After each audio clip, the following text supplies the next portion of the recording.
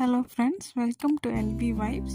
இன்றைக்கி நம்ம வீடியோவில் பூண்டு ஊறுகாய் தான் பார்க்க போகிறோம். எப்படி ஈஸியாக சிம்பிளாக அதுவும் டேஸ்ட்டாக எப்படி செய்யலான்றது பார்த்துலாம்.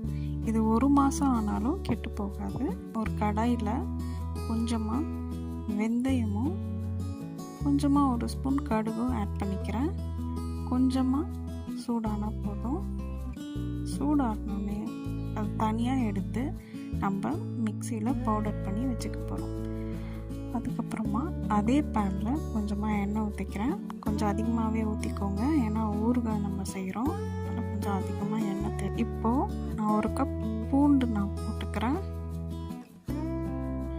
கொஞ்சம் 1/4 அளவு நான் தனியாக எடுத்து வச்சுருக்கேன், ஏன்னா கொஞ்சம் முழுசாக போட்டால் இன்னும் டேஸ்ட்டாக இருக்கும், அதுக்காக கொஞ்சம் எடுத்து வச்சுட்டேன். இப்போது மிச்சம் இருக்க பூண்டை போட்டு நல்லா வதக்கிக்கிறோம். இது நல்லா கோல்டன் கலரில் வர வரைக்கும் வதக்கிக்கோங்க.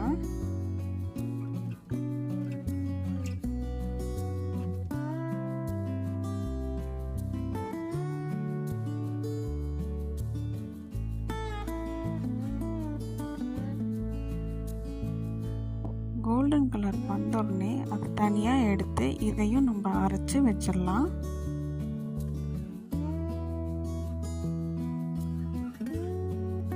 இப்போது அதே கடாயில் நான் கொஞ்சமாக கடுகு போட்டுக்கிறேன். கடுகு ஆட் பண்ணோடனே நம்ம எடுத்து வச்சுருந்தோம்ல பூண்டு, அது போட்டுடுறோம். அதை போட்டு கொஞ்சம் நல்லா வதக்கிக்கோங்க.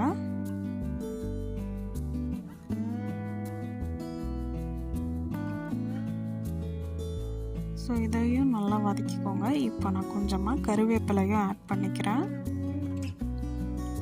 கருவேப்பிலை கொஞ்சம் நல்லா வதங்கட்டும், அப்போ தான் கொஞ்சம் டேஸ்ட்டாக இருக்கும். இப்போது இது எல்லாம் வதங்கின நேரத்தில் நான் அரைச்சி வச்சுருந்தோம் இல்லையா பூண்டு பேஸ்ட்டு, அதை நம்ம போட்டுக்கிறோம். எல்லாமே போட்டு நல்லா வதக்கிக்கோங்க. எல்லாமே நல்லா கலந்துட்டு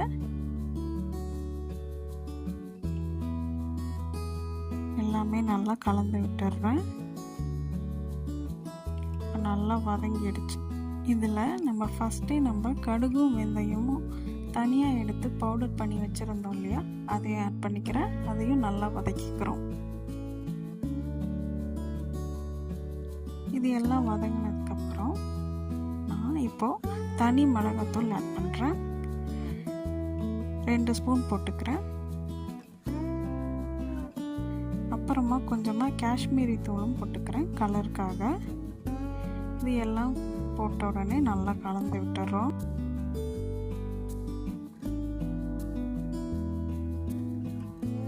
நல்லா கலந்துடுங்க. இதில் கொஞ்சமாக புளி தண்ணி ஆட் பண்ணுறேன். ஒரு லெமன் சைஸ் அளவுக்கு நான் புளி எடுத்து கரைச்சி வச்சுருந்தேன், அதை ஆட் பண்ணிக்கிறேன். ஆட் பண்ணோடனே எல்லாம் நல்லா கலந்து விட்டுக்கோங்க. இப்போ நல்லா கொதி வரட்டும். இதுக்கு தேவையான உப்பும் நான் ஆட் பண்ணிக்கிறேன். இதை அடிக்கடிக்கு கலந்து விட்டுருங்க, இல்லைன்னா அடி பிடிச்சிரும். ஸோ அடிக்கடிக்கு நம்ம கலந்து விடணும்.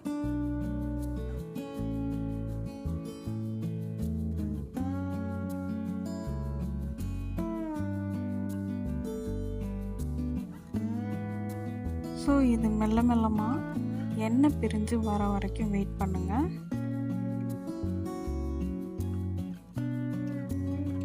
ஸோ இந்த மாதிரி எண்ணெய் நம்மளுக்கு நல்லா தெளிஞ்சு வந்துடுச்சு.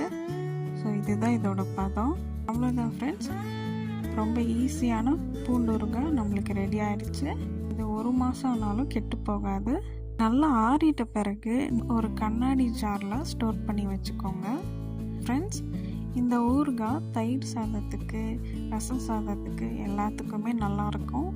இல்லைன்னா சும்மா வெறும் சாதத்துக்கு கூட கொஞ்சமாக போட்டு பிசைஞ்சு சாப்பிட்டா அவ்வளோ டேஸ்ட்டாக இருக்கும். ஸோ கண்டிப்பாக ட்ரை பண்ணி பாருங்கள். வீடியோ பிடிச்சிருந்தா கண்டிப்பாக சப்ஸ்கிரைப் பண்ணுங்கள், லைக் பண்ணுங்கள். தேங்க்யூ.